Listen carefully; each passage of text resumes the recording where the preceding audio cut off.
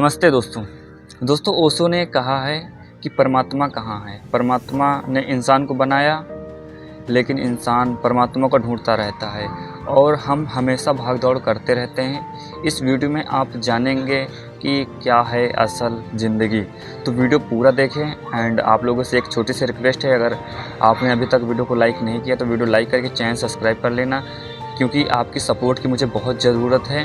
उम्मीद है आप हमें सपोर्ट करेंगे एंड वीडियो आपको पूरा देखें एंड आपको ऐसी वीडियो हमेशा मिलती रहेंगी, life changes and thank you. देखते हैं आगे। खोज अगर बाहर की तरफ है तो कुछ ना पाओगे। जिसने भी खोजा वह खो गया और खो जाएगा भी, क्योंकि जो है ही नहीं उसे खोजोगे कहाँ। बाहर की खोज में नाहक ही अपना समय बर्बाद करोगे। इसलिए मैं कहता हूं, ठहरो और विचार करो। समय कम है इस यूं ही मत गावो। मैंने एक बड़ी काल्पनिक कथा सुनी है। मैंने सुना है कि परमात्मा ने आदमी को बनाया, और ये आपको पता है, आदमी को बनाने के बाद उसने फिर कुछ भी नहीं बनाया है। आदमी को बनाकर वह घबरा गया होगा और उसने बनाने का अपना सारा काम बंद कर दिया होगा, क्योंकि उसे आशा न थी कि वह ऐसा कुछ बना देगा, और आदमी से शायद वह डर गया होगा। उसकी आशा न थी कि ऐसा आदमी बन जाएगा।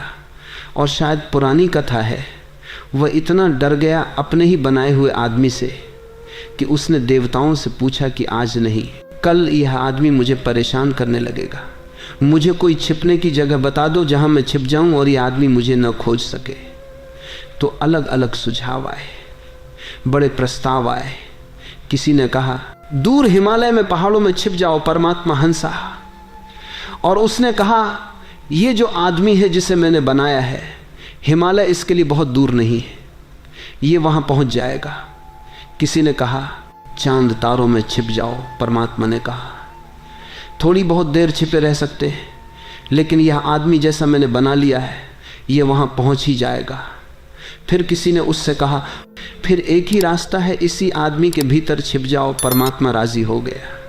ये सुझाव उचित और बड़ी समझदारी का था, क्योंकि आदमी और सब जगह ढूंढेगा, शायद ही उसे ख्याल आएगा कि उसके भीतर भी ढूंढने को कुछ है। ये कहानी तो काल्पनिक है, लेकिन बात बड़ी सच है। आदमी ढूंढता है बाहर, और जिसे पाना है वह है उसके भीतर। इसलिए जितनी खोज बढ़ती है उतना ही खोता चला जाता है। उल्टा ही होता है, खोज होती है ज़्यादा और पाता है कि खो गया। सिकंदर हिंदुस्तान की तरफ आता था, रास्ते में उसे एक फकीर मिला, डायोजनीस। बड़ी खबर थी उस फकीर की, बड़ा अनूठा हुआ आदमी था। एक छोर पर सिकंदर था तो दूसरे छोर पर हुआ था। सिकंदर ने रास्ते चलते वक्त सोचा कि मिलता चलूं डायोजनीस को भी। बड़ी खबर सुनी है इस आदमी की। नंग धड़ंग नंगा ही वो रहता था, एक छोटे से टीन के पोंगरे में पड़ा रहता था। टीन का एक गोल पोंगला था, उसे ढक कर दे के किसी भी दूसरे गांव में ले जाना आसान था। वो उसमें ही सोता, उसमें ही रहता। वह दोनों तरफ से खुला था, कोई द्वार दरवाजे न थे। सिकंदर ने खबर भेजी, खबर पहुंचाई कि जाकर कह दो कि महान सिकंदर मिलने आता है। डायोजनीस अपने उस पोंगरे के बाहर सुबह की धूप लेता था। सर्दी के दिन थे। वो हंसने लगा और उसने कहा, जाओ कह देना सिकंदर को, जो खुद को महान समझता है उससे छोटा दूसरा आदमी नहीं है। वे सिपाही बोले, बड़ी भूल की बात कह रहे हो। इसका एक ही नतीजा हो सकता है कि गर्दन तुम्हारे सिर से अलग कर दी जाए।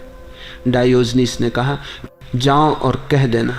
बड़ी कठिन है ये बात, क्योंकि जिस गर्दन को मेरी कोई अलग कर सकता है उसे बहुत देर पहले मैं खुद ही अलग कर चुका हूं।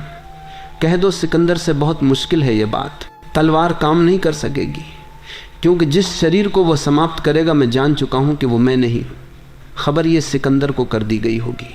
सिकंदर आया और उसने डायोजनीस से कहा, बहुत खुश हूं तुम्हारी बातों से, तुम्हारी हिम्मत और साहस से। तुम अकेले आदमी हो जिसने सिकंदर को जवाब दिया है, इससे मैं खुश हूं। डायोजनीस ने कहा, लेकिन मैं बहुत दुखी हूं। तुम्हें देखकर मेरे मन में बड़ी दया आती है, बहुत दुख होता है। तुम पागल हो। सिकंदर ने पूछा, क्या है मेरा पागलपन? डायोजनीस ने कहा, महीनों से देखता हूं फौजें चली जा रही हैं। क्या इरादे हैं? क्या करना चाहते हो? इतने हथियार, इतने घोड़े, इतने सैनिक, ये क्या हो रहा है? कहाँ जा रहे हो?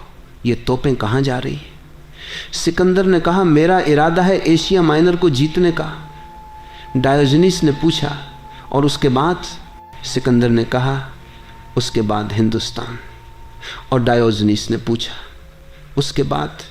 सिकंदर ने कहा, पूरी दुनिया। और डायोजनीस ने पूछा, उसके बाद? सिकंदर ने कहा, फिर मैं विश्राम करूंगा, आनंद से विश्राम करूंगा। डायोजनीस बोला, बड़े पागल हो, इसलिए मैंने कहा मैं अभी विश्राम कर रहा हूं। आ जाओ और विश्राम करो, इतनी दौड़ की क्या जरूरत है? अगर अंत में विश्राम ही करना है तो इतनी दौड़ की क्या जरूरत है? और अगर अंत में अपने पर ही लौटना है तो इतनी सारी दुनिया के भ्रमण करने की क्या जरूरत थी? कहते हो आखिर मैं अपने पर लौट आऊंगा, अपने घर और विश्राम करूंगा। तो इतनी दौड़, नाहक समय खो रहे हो, इतनी देर और विश्राम कर ले सकते हो। और फिर मेरे झोपड़े में 2 किला है, काफ़ी जगह है, आ जाओ। जैसा मैं विश्राम कर रहा हूं तुम भी करो। सिकंदर ने कहा कि बात तो तुम्हारी ठीक मालूम पड़ती है, लेकिन मैं अब आधी यात्रा पर निकल आया, अब बीच से लौटना उचित नहीं। डायोजनीस बोला, तुम्हें पता है आज तक किसी आदमी की यात्रा पूरी नहीं हुई। हर आदमी को बीच यात्रा से लौट जाना पड़ता है, और तुम भी बीच यात्रा से लौट जाओगे। स्मरण रखना, वह क्षण नहीं आएगा जब तुम विश्राम कर सको, क्योंकि वह चित्त तुम्हारा नहीं है जो विश्राम और आनंद को जान ले। और तुम बीच में ही टूट जाओगे, समाप्त हो जाओगे। यात्रा तो नहीं होगी पूरी, तुम पूरे हो जाओगे। और यही हुआ। सिकंदर भारत से वापस लौटते वक्त घर तक नहीं पहुंच पाए, बीच में समाप्त हो गए। फिर तो बड़ी अजीब एक और घटना घटी, और वह यह कि जिस दिन सिकंदर की मृत्यु हुई, संयोग के बाद उसी दिन डायोजनीस की भी मृत्यु हुई। और सारे यूनान में एक कहानी प्रचलित हो गई कि मरने के बाद दोनों बैतरणी पर मिल गए स्वर्ग में। जब वो बैतरणी पार करते थे, नदी पार करते थे स्वर्ग के प्रवेश के लिए, तो वहाँ उनका मिलना हो गया। वह एक ही दिन मरे थे। सिकंदर थोड़ी देर पहले मरा था और डायोजनीस थोड़ी देर बाद। सिकंदर आगे था, सिकंदर आगे था, अर्थात वह आगे ही था।